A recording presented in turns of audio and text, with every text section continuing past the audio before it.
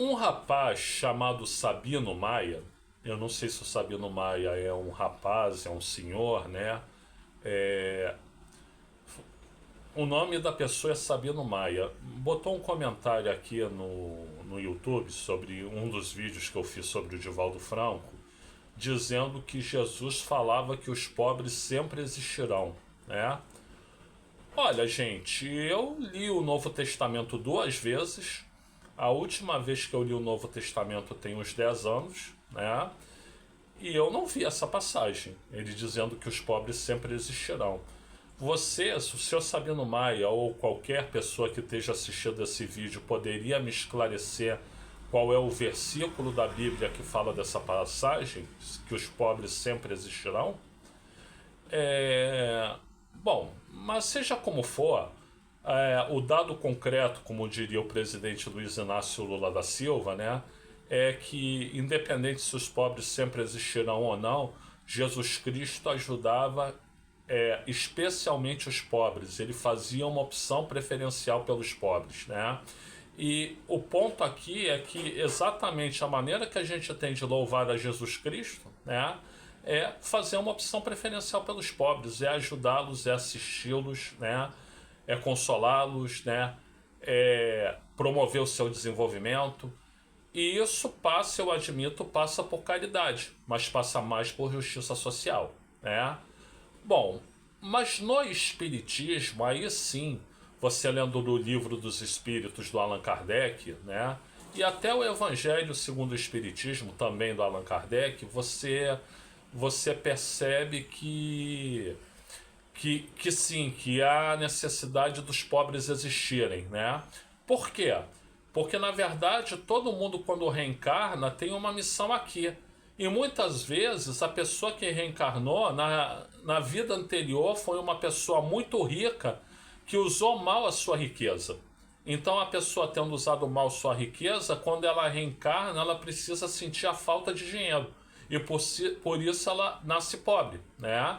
Então, isso é muito bem explicado pelo Allan Kardec, né? Então, nesse sentido, pobres não é que sempre existirão, mas existirão por muito tempo, né? Agora, o fato disso ser verdade, que precisam existir pobres, porque os pobres têm a sua missão espiritual de resgate, não quer dizer que os espíritas têm que tratar mal os pobres. É esse o ponto, né? Porque a pobreza para essas pessoas é uma missão, é um ato necessário, é algo que é um pré-requisito para sua recuperação espiritual, né?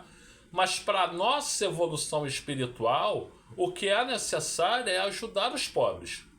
É que os pobres sejam ajudados, é que os pobres sejam assistidos. Aí você pode perguntar, pô, você criticou tanto caridade aí, agora fala que os pobres têm que ser assistidos, né?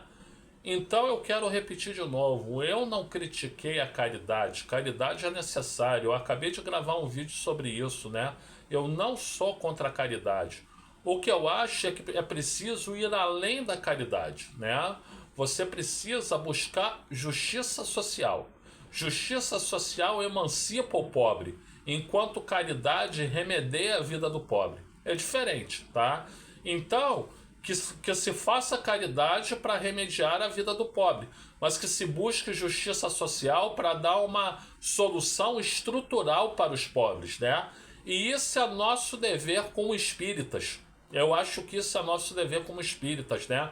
Não é, o cara é pobre, algum motivo tem, deixa ele para lá. Não, se a gente quer evoluir espiritualmente, a gente vai ajudar os pobres, né? E ajudar de uma forma estrutural é muito melhor do que ajudar de uma forma conjuntural. Bom, esse é o ponto. Em resumo, a nossa evolução espiritual depende, dentre outros fatores, do quanto a gente ajuda os pobres, do quanto a gente faz pelos pobres, do quanto a gente tem compaixão pelos pobres e ajuda eles a saírem da pobreza. Esse é o ponto. Esse é o ponto. Mas infelizmente o que eu vejo em muitos centros espíritas é gente que faz discurso de humanidade até em relação aos pobres, mas que na hora de virar cidadão vota no sujeito que quer a arminha na mão e que nunca fez nada pelos pobres e nunca fará. Ele e seu grupo político. É triste, é muito triste, né? Gente, eu sou o Luiz Felipe Chateaubriand, eu agradeço aqui pela atenção e eu vou fazer 7 pedidos. Primeiro, se inscreva aqui no canal. Segundo, dê o like nesse vídeo, faça agora para não esquecer depois, por gentileza. Terceiro, ative o sininho para receber notificações de novos vídeos, também peço que faça agora para não esquecer depois. 4. Se você concorda com essa abordagem que eu fiz sobre os pobres, né, que o espiritismo ele tem que auxiliar os pobres, né, compartilhe esse vídeo, por favor.